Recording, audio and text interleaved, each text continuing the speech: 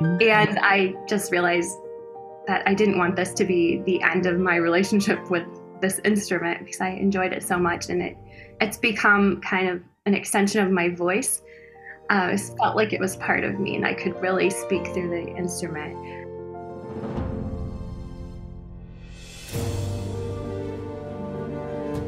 Hello, Nichole. Hi, Petra. How are you? I'm fine, thank you. And how beautiful is your background? Oh, thank you.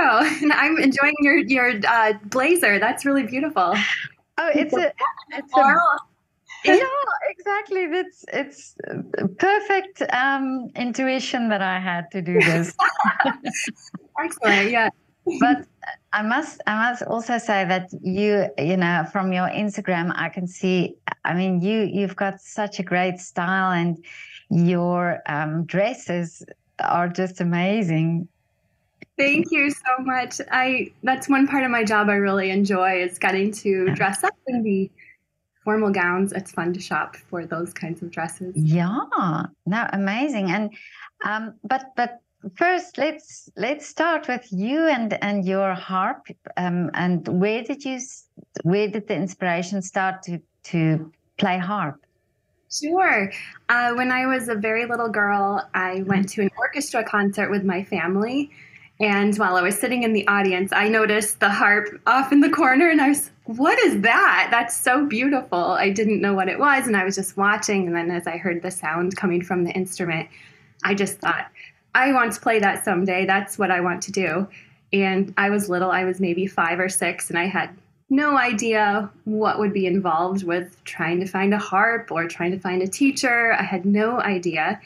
But it just so happened that the little rural town that I lived in had harps as part of the public school orchestra program. Amazing. So when I was 10, I was in 5th grade, and that's when they start all the children on instruments in the United States. So harp was on the list of instruments we could sign up for. And so I brought the paper home to my parents. I said, I want to play harp. And so they signed me up, and they had no idea what I was about to get into. Really? Yeah, but this is very interesting because I've spoken to a few harpists already, and this was always the thing, you know, where to find a harp teacher, because it's not like a violin or piano where you can find them easily, you know? Yes, it's definitely hard to find if you're outside of a metropolitan area. Yeah. So being in a rural town, it was just pretty magical. Yeah. But now, do you come from a musical family? I do not. Okay. My dad played piano for maybe a year when he was a child, and he took accordion lessons, but it wasn't really his thing. My grandmother played violin and as a child too, but nobody really pursued it as a career or played it much outside of when they were children. But it was then interesting that you responded that way, and that were they very eager for you then to play the instrument? They were. I think my dad really regretted that he gave up piano lessons when he was a child. So that was something that was important to him and my mother, that we all at least learn piano. And my grandma had a piano, and so she gave it to my parents when they got married, and they had bought a new house. So we had a piano in the house growing up, very old piano. So they thought, well, all of our kids are going to play piano and take lessons. So they did assign me up for lessons when I was, I think, in kindergarten, about 5 years old. So I did play piano. Oh, okay. So that was something that was important for them. But now a harp is also, I mean, it's a big instrument. So, and it's not something that you easily carry around with you like a violin. So as a child, was it difficult to have this, or did you have to carry it to school, or were there harps at the school? There were actually harps at the school when they were very small harps. Oh, okay. So 4 or 5 feet tall. They started us on what they call lever harps. Otherwise, the harp I play now would have knocked me over as a 10-year-old. It's so good. Yeah, so I didn't even have to own my own instrument. the school was very generous. They had practice rooms. My school, I think, had two harps in the grade school. Um, so we could go in and practice after school or during lunch if our teachers allowed us to. So I didn't actually own my own instrument until I went to college. I used Oh, I the see. public school harps, and they would let us sign them out and take them home on the weekends to practice, which was very unusual. Yeah, because this is something that we don't always think about. I spoke to a pianist once, and he said, what we don't realize is that a pianist can't take his instrument with him. But of course, the harp is like you can take it with you, but then again, it's a big instrument. And I saw also on your Instagram page, there's one clip where you actually all dressed up, but you have to push your own harp. Yes, it's definitely, I call it my total gym because I get a huge workout moving the instrument from place to place. So I have a Mm. minivan. I put the harp in the back. I also have a dolly so that I can push it anywhere. As long as there aren't a flight of stairs, I can move the instrument myself. So if there's stairs, I need to find someone to help me because I'm not quite that strong to carry it up a Yeah, huge but flight. is this not part of the logistics that you have to think about if you go somewhere that if people invite you, or if you go to play somewhere, that you have to really think about the environment and where you're going to get the harp into the hall, or is these things you have to think about? Absolutely. It takes up a lot of my brain space, I think. Yeah. I always ask about stairs. In Chicago, there's a lot of loading docks that we have to find because they maybe don't let us, it's maybe impossible to go in the main entrance because of traffic situations. So, yeah, getting into a building can be quite a feat. Yeah, I can imagine. Yeah. Yes, I'm so thankful for Google Satellite. A lot of times I will find loading docks with the satellite photos before a performance. I will zoom in and practice my drive before I have. It's a nice dress rehearsal to get to the venue. Especially in Chicago, there's a lot of one ways. There's I don't know if you're familiar, but there's a main street in town called Wacker, and then there's a lower Wacker, which is under it. And like Google GPS does not work under there, so you can get really lost underground. It can be very like scary if you don't know where you're going. So I go through and I practice my route.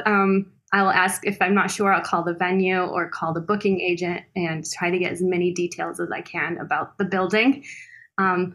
I've learned the hard way that people don't always remember if there's a flight of stairs. Or See. like 5 stairs may not jog their memory, but for me, even 5 stairs can be quite challenging. So I've learned over the years to ask a lot of questions. But Nichole, if you sit there and all elegant with this wonderful harp, then we don't realize what's been going on behind the scenes.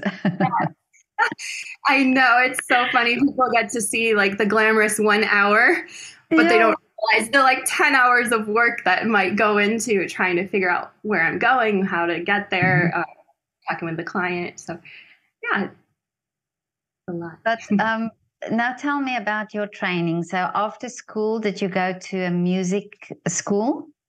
I did. When I was like a junior and senior in high school and I was getting ready to think about what I wanted to do for university, my harp teacher at the time really encouraged me to pursue music. And I really thought about it. And I realized my parents would never purchase a harp for me if I wasn't going to make this my career. And I just realized that I didn't want this to be the end of my relationship with this instrument because I enjoyed it so much, and it's become kind of an extension of my voice. It felt like it was part of me, and I could really speak through the instrument. So I wasn't ready to part with it. So I prepared for music for auditions, and I thought, well, if I get into music school, I'll be a harpist. If I don't get into music school, I'll be an artist. I was thinking about going into architecture or like graphic arts or illustrations. I thought I'll go that route. So I auditioned and I got into the school that I wanted to go into first. I thought, well, this is it. I'm going to be a harpist. And then my parents and I purchased an instrument, and that was kind of the beginning of my But university. yeah, but is it was it for you? Could you see? Did you know what the future would be for you before you started? Because it's also an instrument that is not like you don't see it in every orchestra, and it's probably not the type of instrument like you're guaranteed to get into an orchestra with. Yes, I think I didn't realize exactly what I was getting into. I just thought I learned how to play really well, something will open up for me. Then as I went through university, I started getting a little bit more clear idea of what I wanted to do with music. Um, but yeah, it's a different career path. I think you have to be an entrepreneur to pursue music because, like you said, not every orchestra has a full-time harpist, or there aren't that many major symphonies in the world. Um, so there's very few people that get those positions. So you have to create your own career and what you can do with your music outside of that.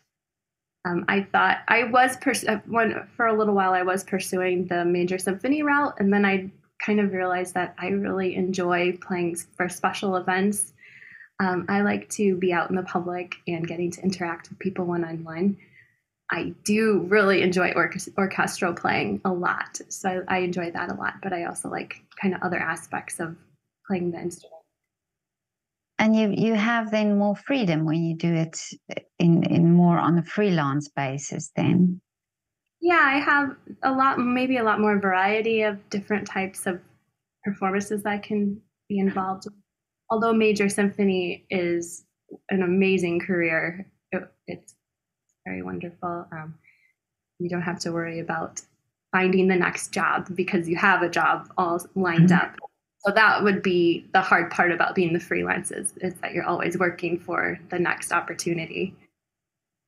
Yeah, I've asked all the freelance artists about this because this is also something that we do not always realize, but it's you are also sort of running your own business. You know, you have to think about your styling and your how you promote yourself and where you get your jobs. So was it something that came very natural to you when you started realizing this is what the route you want to take? Some aspects came naturally, and some are very difficult. Like the accounting and the tax side is not my favorite. That I don't enjoy that part as much. So that I had to really learn. But as far as like the visual aspect of putting a website together, that I enjoyed. That kind of incorporated the artistic side. Um, I've enjoyed that part. Marketing is something I've had to learn. That's not necessarily coming natural to me. So I'd say more like the visual, artistic part, branding and trying to come up with colors and what to wear and how the ambient event should be. That felt more natural. So Well, it's just everything. yeah, well, your styling is beautiful. I mean, I like on Instagram that I see it's really beautiful and very feminine. And but then I am so intrigued with your black harp. Yes. This is a Line and Healy harp. It's made in Chicago, in Yeah. Illinois, where I live. Line and Healy is one of the biggest harp companies in the world, and I'm very fortunate to live near their headquarters.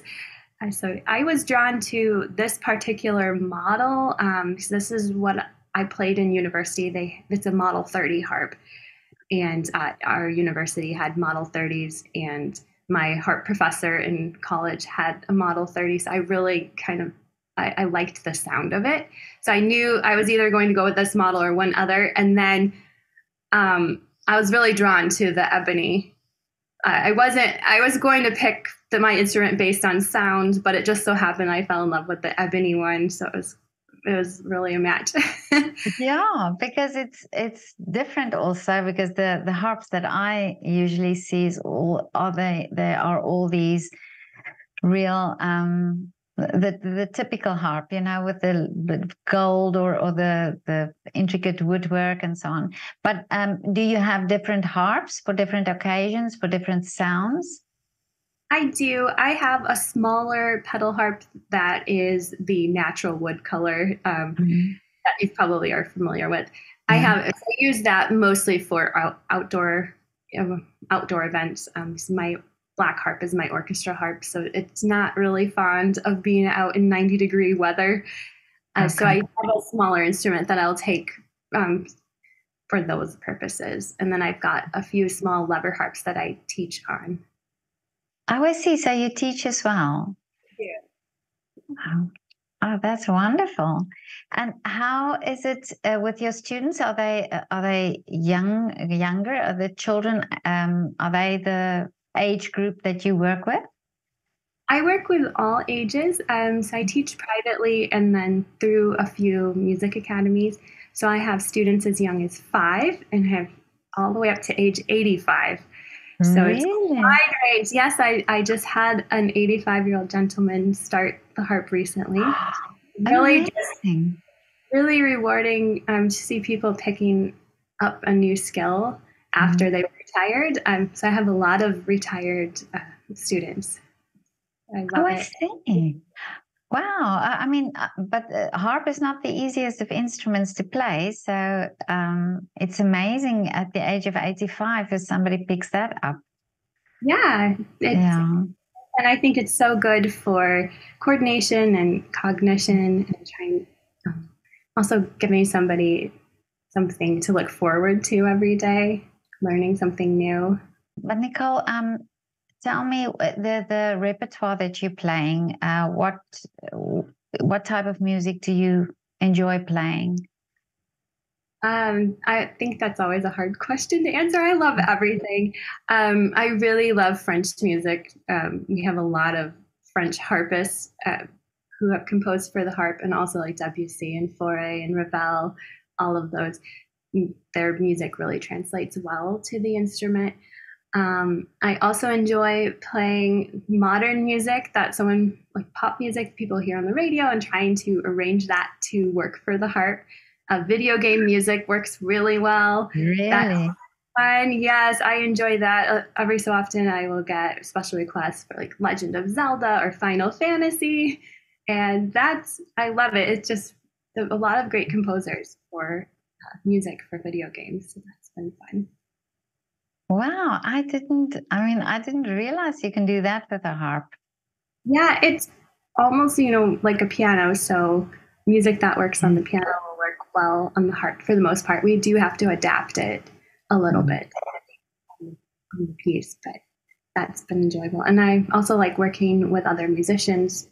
Last weekend I played a recital with a flutist friend of mine. So we did classical repertoire.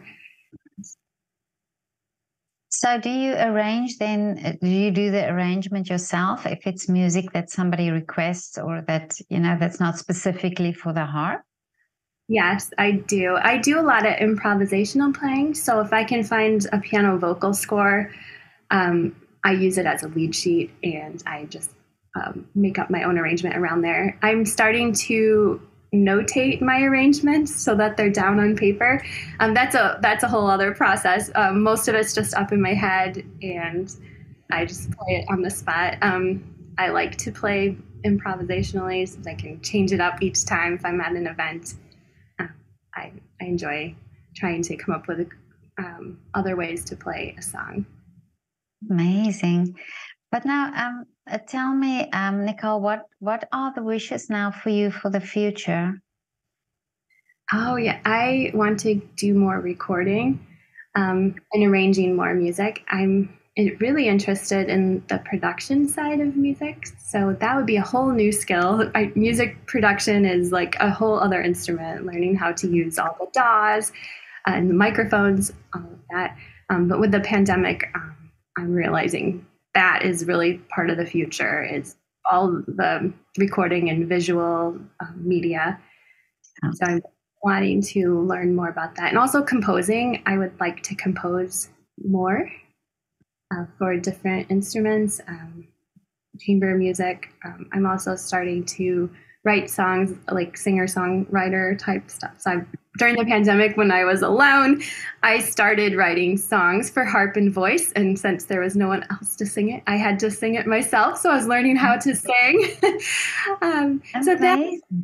Yeah, I think the pandemic has brought that about, that people started really thinking a little bit outside the box and thinking what is possible and discovering what is possible.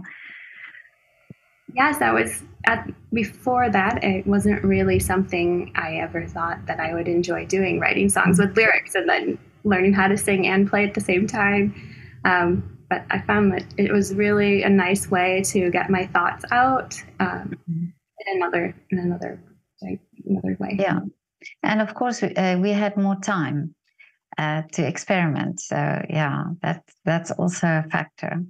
But you're talking about the visual side now. I spoke to a pianist actually in also in America last week, and he also did a beautiful video with his piano piece and so on. And we were specifically talking about this, the visual aspect and the videography around it and so on. So do you think that is now something that's really important for musicians to also think about, that you combine all these different art forms now with the music as well? Absolutely. I think it's so important. Almost everyone who inquires about hiring me for an event says, "Can you send me a video?" It's not, "Can you send me audio?" or "Can you show me your recording?" It's, "We want to see a video." So I'm getting that all the time. So it's definitely, I think, the way it's going to be. Yeah, well, this is also interesting that we can also now see this on Instagram and Facebook and these, the social media sites. So this also makes it then for artists possible to have their music heard, but also then that visual with it. I think this is, I agree. I think it's going to be the future then for people. Yeah. But Nichole, this was so lovely to talk to you. Thank you. And I'm following you and looking at all your wonderful dresses and and your beautiful pictures. But yeah, it's whenever you come to Vienna, please let me know. I would love to meet you in person. Oh, that would be fabulous. I would love that. Have you been to Europe? I have, yes. I've been to France. I have not yet been to Austria. So I would love to go to Vienna. It's definitely on my list. Yeah, well, come do a concert here, and then you let me know when you're here. Nichole, have a lovely afternoon. You too. And thank you so much for your time. Welcome. Thank you. Thank you. Bye. Bye.